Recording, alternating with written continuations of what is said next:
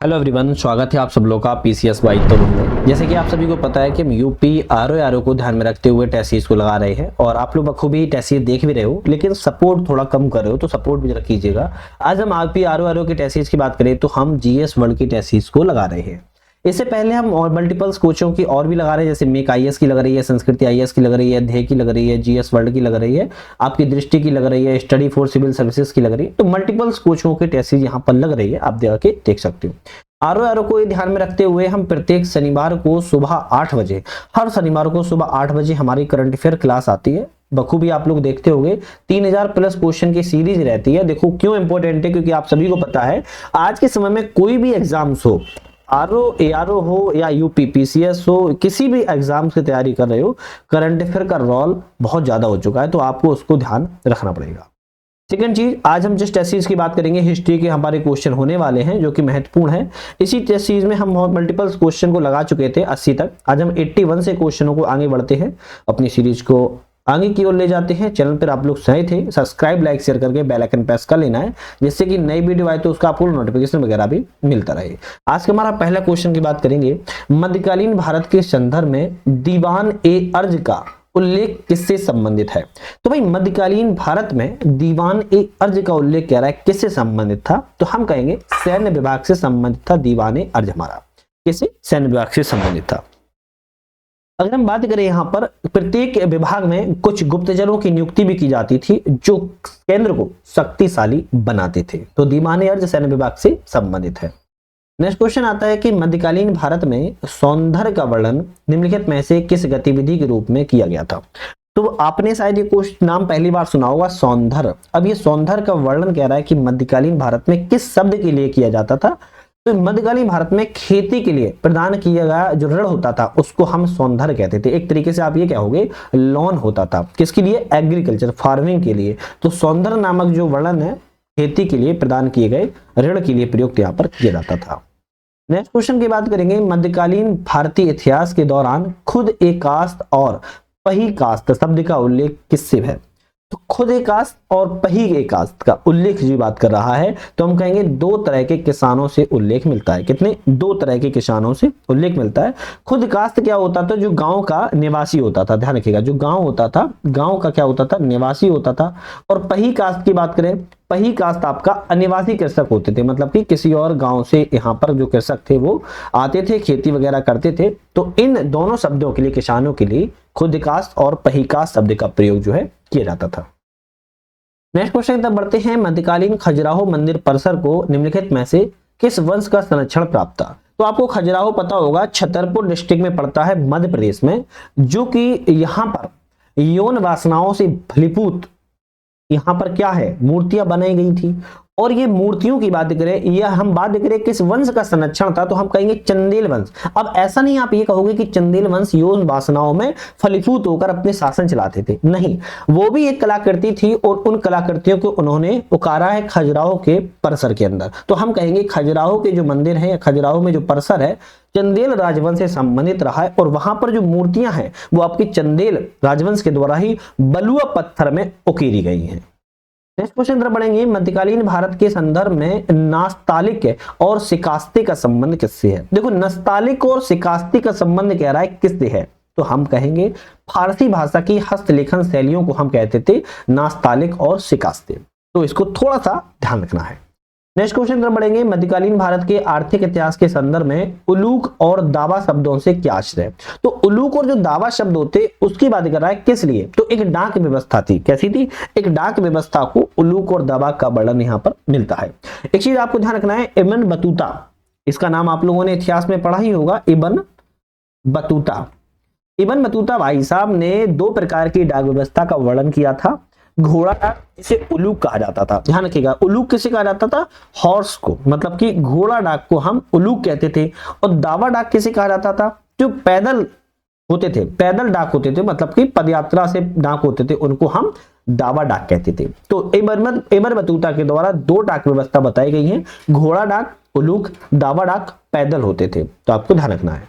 Next question की बात करेंगे, लेकिन आपके लिए एक वेरी वेरी गुड न्यूज है और उस गुड न्यूज को सुनना इंपॉर्टेंट है, थोड़ा सुन लो, स्किप मत करो। क्या चीज है? हमारा ऐप आ चुका है जिसका नाम है नट लर्निंग ऐप। इसको आप लोग डाउनलोड कर सकते हो। कैसे? तो डिस्क्रिप्शन में लिंक है, लिंक से भी डाउनलोड कर सकते हो, या पे सर्च करना है आप लोगों को पूरा नाम नट लर्निंग ऐप।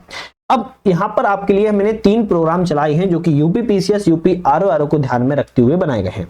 जिसमें पहला प्रोग्राम है यूपी पीसीएस यूपी आरओ के लिए ऑल सब्जेक्ट्स की पीडीएफ मिलेगी। पीडीएफ कितनी होगी? टोटल 23 पीडीएफ होगी।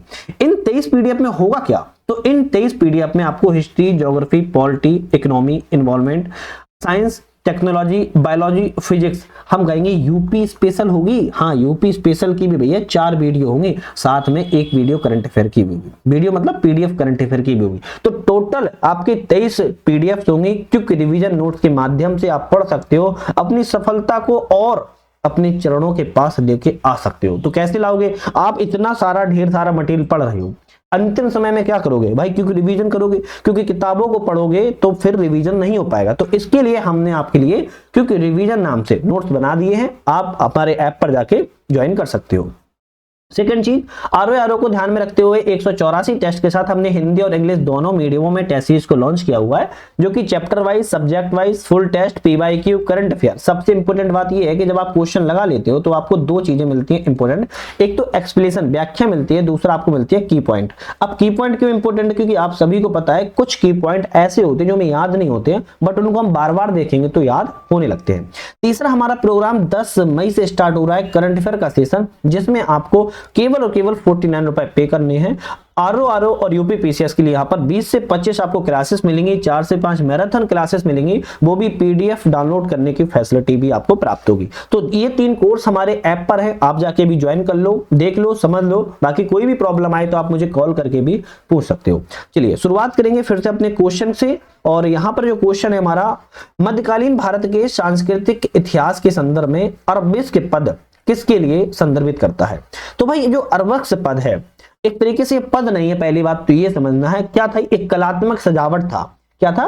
कलात्मक सजावट का रूप था। और जो अरबक्स पद्धति है आपको खास तौर से ताजमहल में देखने को बढ़िया तरीके से मिलती है। हालांकि ताजमहल के पहले भी जहांगीर ने, नूरजहां ने अपने पिता इत्मुद्दौला के मकबरा का निर्माण करवाया था, वहां पे अरबक्स पद्धति देखने को मिलती है। लेकिन आपको प्रॉपर अगर कहीं देखना है तो ताजमहल में आप लोगों को देखने को अरबस्क पद्धति मिल जाएगी। इसमें क्या होता था? सोने से जड़ावत रूप में कार्य किया जाता था। तो कलात्मक सजावट के रूप में अरबस्क पद्धति को जाना जाता है।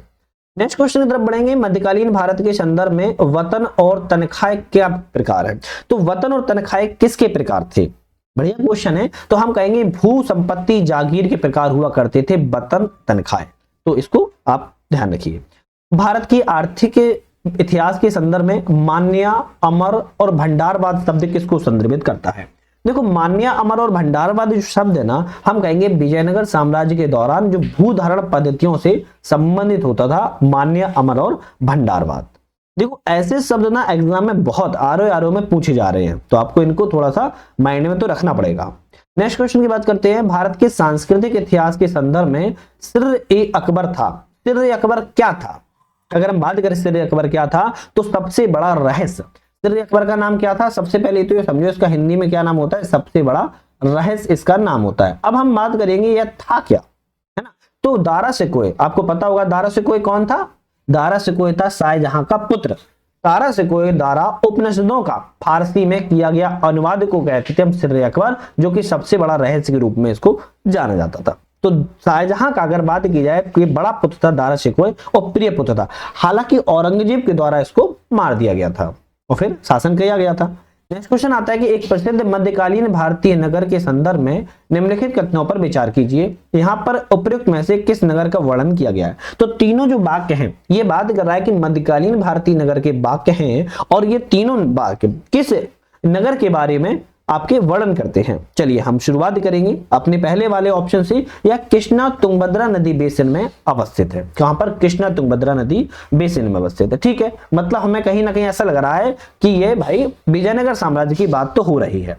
दूसरा कहता है यह दुर्गीकृत नगर की दीवारों में गारे या फिर जोड़ने के लिए किसी वस्तु सीमेंट्स एजेंट का उपयोग नहीं किया गया था।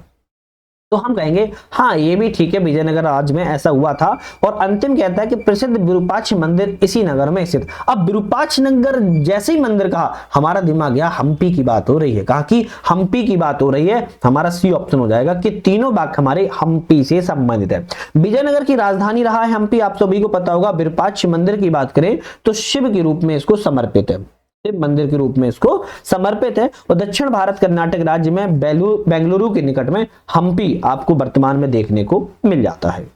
नेक्स्ट क्वेश्चन की तरफ बढ़ेंगे। मुगल काल के संदर्भ में कौन सा जो कथन है कानूनगो का मुख्य कार्य था। अब भाई कह रहा है कि मुगल काल में कुछ कानूनगो होते थे, उनका मुख्य कार्य क्या होता था। तो हम कहेंगे वह परगना में जो भूमि के सभी अभिलेख होते थे उनको अपने पास में रखता था। कानूनगो का सिर्फ इतना ही कार्य होता था। नेक्स्ट क्वेश्चन की हम यहाँ पर बात अगर कर लें तो हम कहेंगे कि कितनी युग्म यहाँ पर सही है, कितनी युग्म सही है। देख लेते हैं कितनी युग्म सही है। तो कहेंगे मुल्फुजात। मुल्फुजात कौन था? सूफी संतों की बातचीत, क्या था? सूफी संतों की बातचीत से संबंधित था। तो पहला वाला ऑप्शन तो हमारा दूसरे से मिला देते हैं, लेकिन यहाँ पर सही सुमिलित नहीं है। मकतूबात।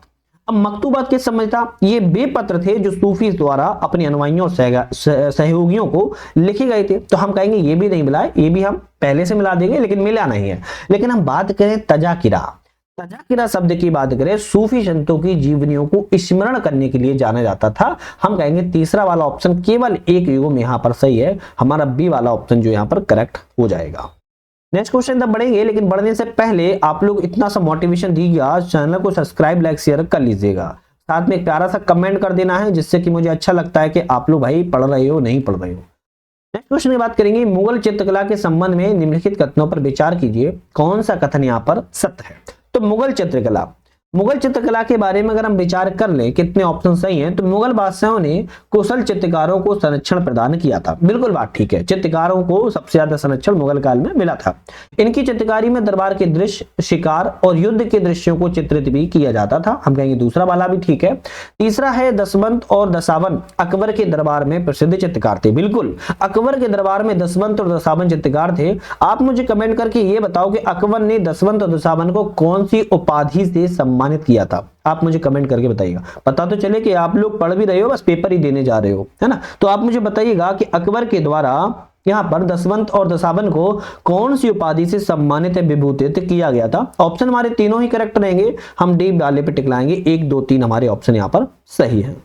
नेक्स्ट क्वेश्चन जब बढ़ते हैं, ददनी प्रथा। Very very very important question है दोस्तों ये। ददनी प्रथा के संदर्भ में कौन सा कथन यहाँ पर सही है। चलिए बात करेंगे।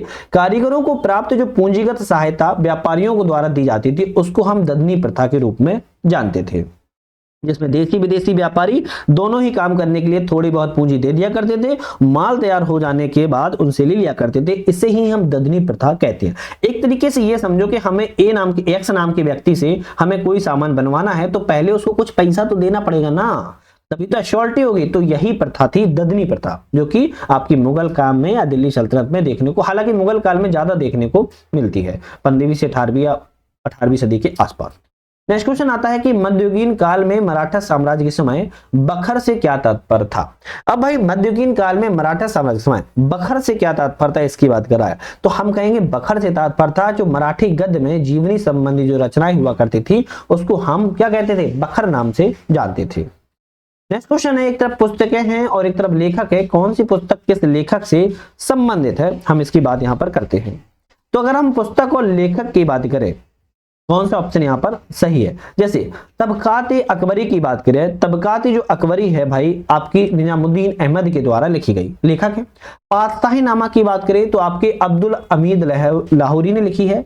इकबाल नामा ए जहांगीरी की बात की जाए तो आपकी मुतामिद खान के द्वारा लिखी गई है। आलमगीर नामा की बात करें तो मुंशी मोहम्मद काजिम के द्वारा लिखी गई है। तो ऑप्शन हमारा कौन सा रहेगा, ए वाला ऑप्शन रहेगा सही। ए का तीसरा, बी का चौथा, सी का पहला और डी का दूसरा ऑप्शन हमारा करेक्ट है। नेक्स्ट क्वेश्चन तरफ बढ़ते हैं। मुशरिफ ए मुमालिक शब्द का क्या अर्थ है, किसके लिए जाना जाता है। तो मुशरिफ ए मुमालिक शब्द की बात कर रहा है, जो अर्थ का अर्थ है वो हम कहेंगे सभी प्रांतियों के लिए एक लेखाकार होता था, उसके लिए ही मुशरिफ ए मुमालिक शब्द का प्रयोग किया जाता था। इसलिए मुशरिफ ए मुमालिक एक सभी प्रांतों में लेखाकार को हम कहते थे। नेक्स्ट क्वेश्चन आता है कि मध्यकाल में नस्तालिक था। अभी मैंने ऊपर बताया भी है कि मध्यकाल में नस्तालिक किसके लिए प्रयोग किया जाता था, तो मध्ययुगीन फारस में प्रयुक्त एक फारसी लिपि थी, उसको ही हम नस्तालिक के रूप में जानते थे। चलिए 100 नंबर क्वेश्चन लगाते हैं। उन्होंने तहकीक हिंद लिखी थी, उन्हें विद्यासागर के नाम से भी जाना जाता था, उन्हें भारत विद्या इंडोलॉजी का संस्थापक भी माना जाता था। वह व्यक्ति कौन से हैं, तो अल मसूदी, अल बरूनी, इब्न बतूता, अमीर खुसरो। तो ये तो बात करेक्ट हो गई कि ये सभी विदेशी थे, लेकिन था कौन, तो हम कहेंगे अल बरूनी था। अल बरूनी के द्वारा ही तहकीक ए हिंद नामक पुस्तक लिखी गई है। विद्यासागर के नाम से जाना जाता था। भारत विद्या मतलब कि इंडोलॉजी का संस्थापक फाउंडर के रूप में इनको जाना गया था। अगर अल बरूनी की बात अगर हम करें तो भैया ये मोहम्मद गजनबी के दरबार के ज्योतिषी थे और यह 1973 से 1048 के बीच में इन्होंने रहे थे। नेक्स्ट क्वेश्चन बात करेंगे, निम्नलिखित कथनों पर विचार कीजिए, कौन सा ऑप्शन यहाँ पर सही है। चलिए कथनों पर विचार कर लेते हैं। यहाँ पर हम विचार करें तो कमन्ना, कम्मन्ना, कुट्टाना और पुंगलेंदी तमिल कविता के 3 रत्न थे। क्या ये सही है, तो हम कहेंगे हाँ बिल्कुल ठीक है। जो कम्मना, कुट्टाना, पुंगलेदी थे तमिल कविता के 3 रत्न थे। दूसरा ऑप्शन यहाँ पर कहता है कि अल्लासानी पैदन्ना ने कन्नड़ में मनुचरितम लिखा है। तो आपको पता होगा भाई अल्लाह सानी जब बात किया है तो उन्होंने कन्नड़ में नहीं बल्कि तेलुगु में लिखा है। किस में लिखा है, तेलुगु में लिखा है। तो दूसरा वाला ऑप्शन गलत हो गया, जो कि मैंने सही बता दिया। बीजापुर के इब्राहिम आदिल शाही ने दक्खनी को अपनी अदालती भाषा के रूप में पेश किया। हम कहेंगे बिल्कुल ठीक है। चौथा है कि कृष्णदेव राय ने संस्कृत में जामवंती कल्याणम की रचना की है। हम कहेंगे चौथा भी ठीक है। तो 1, 3, 4 हमारे सही है, दूसरा वाला गलत था जो कि बता चुका हूं। नेक्स्ट क्वेश्चन आता है कि मध्यकालीन भारत में मुनिहिया पदनाम का प्रयोग किसके लिए किया जाता था। तो मध्यकालीन भारत में मुनिहिया नामक जो पदनाम का प्रयोग है वो हमारा खुफिया अधिकारी के लिए किया जाता था। किसके लिए, खुफिया अधिकारी के लिए। नेक्स्ट क्वेश्चन की तरफ बढ़ते हैं। निम्नलिखित कथनों पर विचार कीजिए और सही कालक्रम में बनाए गए थे उनको बताइए। जैसे अगर हम बात करें सबसे पहले किस चीज को बनाया गया था, तो कुतुब मीनार को। यहाँ पर सबसे पहले कुतुब मीनार को बनाया गया 1206 से लेकर 1236 के बीच में आप कह सकते हो। हालांकि 1206 में इसको बनाया गया था। उसके बाद अगर बात करें किसको बनाया गया, तो हम कहेंगे तुगलकाबाद का किला बनाया गया था। किसका, तुगलकाबाद का किला। कब बनाया गया था, तो 1321 के आसपास इसको बनाया गया था। उसके बाद क्या बनाया गया, तो हम कहेंगे उसके बाद हमारा लोधी उद्यान बनाया गया। लोधी उद्यान की बात करें तो 1451 से लेकर 1526 के आसपास बनाया गया। फतेहपुर सीकरी सबसे अंतिम में अकबर के द्वारा 1570 में बनाया गया। तो हमारा ऑप्शन कौन सा रहने वाला है, तीसरा वाला, सॉरी बी वाला। तीसरा, पहला, दूसरा और चौथा सही रहेगा, तो बी ऑप्शन पे हम यहाँ पर टिक लगाएंगे। निम्नलिखित में से कौन सा कथन सही है, एक तरफ लेखक है और एक तरफ पुस्तक है। कौन से पुस्तक यहाँ लेखक संबंधित है, बात कर लेते हैं। जैसे यहाँ पर बात करें अबुल फजल, अबुल फजल ने अकबरनामा लिखी है। हम कहेंगे बिल्कुल करेक्ट है, बिल्कुल करेक्ट है।